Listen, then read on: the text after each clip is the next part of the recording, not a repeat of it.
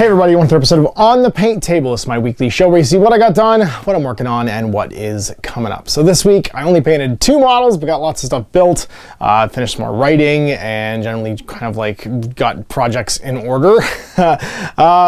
And yeah, they were 2 super fun, goofy, weird miniatures that very much look like 90s computer animations. Anyway, let's see what I got done and what is coming up. So 2, I think probably of my new favorite Battletech miniatures, goofy as they are, I painted the special battle mechs. Big thanks to the folks that, a bunch of people actually sent me a link. They did a bunch of digging online and found some people had actually sculpted them based on the TV show. It is the Thor M for Nikolai Malthus and Kristen Redmond's Vulture Prime, both from the Battletech animated series. Now, they are based on the like super janky computer graphics from the 90s, of course, and look nothing like the other Thors that I have. Of course, there's my other Thor M, and this is the Nikolai Malthus one. It looks like something from Robot Jox. I kind of love it. Like, he's got rockets on his hips. It looks like the toy by Tomy more than anything else. I primed it white, I hit it with some Citadel Blood Angels contrast paint, and then I used, I think it's Mechanica Standard or something like that for the gray bits, finished it off with some highlights going up through Fire Dragon Bright. And yeah, put a little Jade Falcon on them. It's Nikolai Malthus. I mean, they're gonna stand out. I'm not sure, I'm not sure why he's in these colors. This was probably just to like be able to differentiate when the computer graphics mode in the TV show kicked in, so you could tell who is who. But he's definitely gonna pop leading the rest of my Jade Falcons, and you'll never mistake his Thor M for a sort of more current generation Thor M. And the same goes for Kristen Redmond's Vulture. This is her, I don't know why her mech colors are basically the colors of RC from Transformers. Like, she's in this weird, like, I don't know, I feel like this should be the color of Malibu Stacy's Corvette. It's in a weird white and teal and sort of soft pink, but with like bright neon green highlights. I think I had a pair of Reeboks in this color probably when I was a kid. This is really something. And again, prime white, apothecary white as a base tone. I then just base coated everything else. There's a bit of shish purple on there for the other things. Most of it was just apothecary white, and then just the actual colors. Ashen gray for the canopy and stuff. Thunderhawk gray for the lenses. I think I used Warpstone as the base for the guns, up through Scorpion. And yeah, and she pops, obviously. She's so bright, she almost doesn't show well on camera just because how bright the mech is. But that's it. So the 2 special characters. It means we can continue the Somerset Strikers campaign with all mechs available and at the ready. And you guys have watched the 2 episodes we filmed so far. Jan and I are going to get back to it next week with Nikolai and Kristen basically ready to rock and roll. So Jay got all his character mechs done first because like his mechs are all character mechs, and then I had to meet that. So I managed to find the appropriate ones to go with it. So now Jay's Somerset Axeman, the Somerset style one with the rocket pods, can go up against Nikolai's cool Thor M. Summoner M, sorry for you purists, and then the Vulture Prime for Kristen Redmond. So I'm really happy with this force. I don't know if, I don't think actually I really need to paint anything else. I mean, this is like, if you're playing classic Battletech, this is an enormous amount of miniatures. This is 2 full stars plus the characters. Yeah, I guess I could paint 3 more just like Gennaro mechs to go with it. I probably do need some elementals at some point. I'll have to paint up.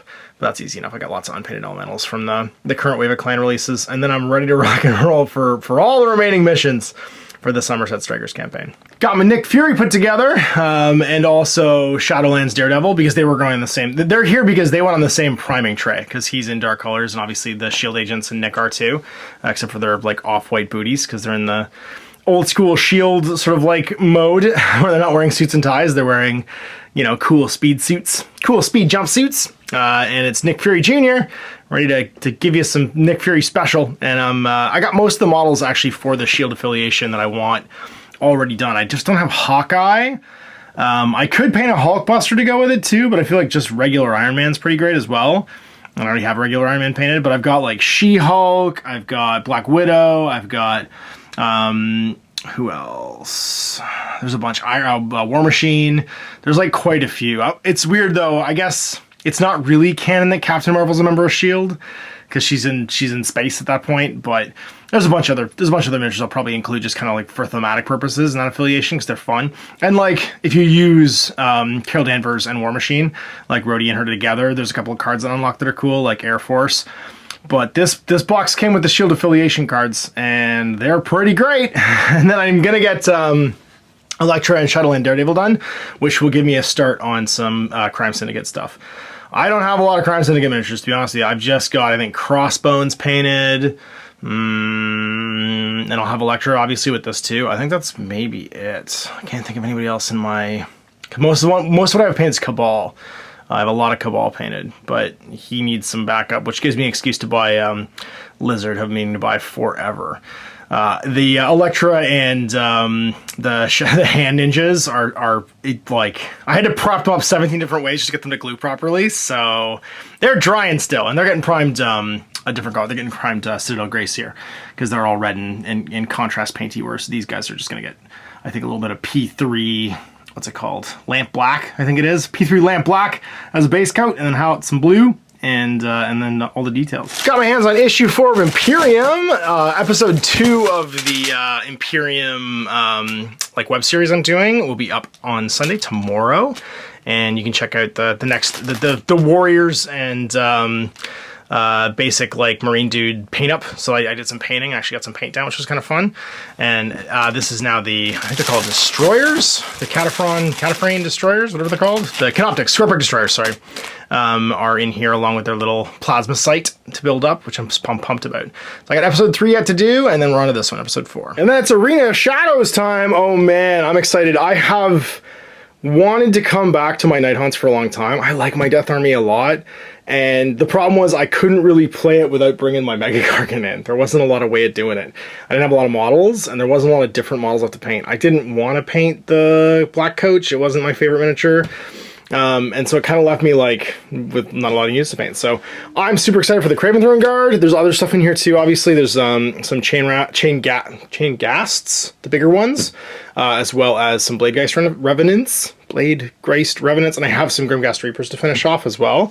And then this guy, the new Scriptor Mortis, he's pretty baller. He gets to, well, you'll see in the GMG review of the book today as well, but he gets to write some names in the book, and then bad things happen to them. Their soul gets called in. And then finally a shooting unit. I don't know, there's some debate about these guys online, but I don't really care because the models are cool, so I'm going to paint them anyway. And they come in 5s. So having a little like late game, sit on the back objective, you know, pepper guys as they come in, be a bodyguard unit for you know, like a mage or something that's like sitting in the back line, and to keep things from deep striking behind you onto your home objectives and stuff. I feel like there's some value there. I just wish they had 2 wounds. If they had 2 wounds, they'd be amazing. The one upside though is their standard bearer lets them rally on a 5-up instead of a 6.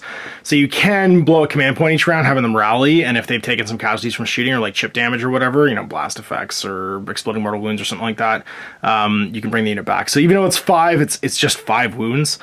And it's kind of spendy for just being 5 wounds. It has the ability to come back in a fairly robust way. And obviously this is all dependent upon what's in the book as well. Gladiatrix is in here too. She's kind of fiddly. I did think about, maybe when this is all done, there's enough stuff in here to get like a little Path to Glory army going for the Daughters of Cain, which would be fun. But obviously the low-hanging fruit here is finishing off my Night Haunts. And I do like the Gladiator stuff. The Kinray are really cool. You do get some Sisters of Slaughter to get some Battle Line and stuff as well. And I have already painted actually some of the bow ladies, the bow snakes, what are they called? Hunters? Stalkers? Bloodstalkers? Bloodstalkers, I think they are. You can see a review of this today with all the new rules in it, and I mean, I love the fact that all of these 2-player battle boxes for Age of Sigmar come with the core rules. This is something that, I don't know, there's a weird disconnect between the 40k versions of these and the Age of Sigmar ones. The Age of Sigmar ones you could just buy and play with, it just doesn't come with dice. The 40k ones don't have the rules. And I get they're free, like you can get them, but these little A5 scale rulebooks, I would love for a 40k one of these that has like the generic setup instructions and stuff in them. And they used to print all the rules. I think they had the first 2 General's Compendiums that had the rules printed in them. But just, if you're going to take them out of the General's Compendium, not the General's Compendium, the Chapter Approved, then having something like this, it would be super handy. I would love to see one of these for the core rules for 40k. Other stuff that comes in here, if you hadn't seen it, you're going to get some of the Doomfire Warlocks. Obviously, the Kinray can be built 2 different ways. You get the Mirrorborn Banshees, the 4-man Banshee squad, the Bladegeist Revenants, and like I said, the Chain Gas and stuff too. So a handy box for getting into both those armies, and obviously I can expand my Soul Wars starter set with this, and the other extra stuff I painted obviously for my Nighthaunt's army to get a bunch more selection going, so that I don't have a Mega Gargant every time. I might still, because they're really good. So you got only 2 models painted this week, but I'm pumped to play some more of the Battletech campaign with Jay next week, because, I mean, we're interpreting the bigger games into Alpha Strike because they would be absolutely obnoxious videos if we were they'd be like 7 hours long if we're playing with like 10 mechs aside. It would be ridiculous.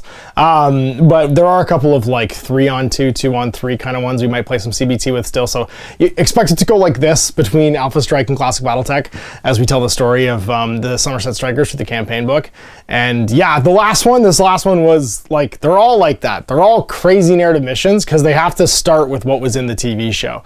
So whatever you saw in the TV show is kind of like the ingredients for the missions, and then they try and balance them. Then some of them aren't so great, but we'll see. We'll see how the next couple will go. We're gonna try and get 2 more done this week so you can see them coming up in the future. And then of course, I'm gonna be playing some Marvel Crisis Protocol. I'm gonna try and get my Crime Syndicate stuff enough done that I can play like a decent list for them, but I'll start out by trying out Shield. And of course, I tried out Shield already against Leland for 2 games, so you can see 2 games of that coming up next week. So big thanks for watching. We'll see you in the future for more On the Paint Table. I'm Ash. We're gaming. Hey there, I hope you enjoyed that video. There are tons of other games already recorded for you to watch. Click over to my channel page if you haven't already, and have a look through the dozens of playlists full of videos. I guarantee you'll discover a game you haven't seen played before.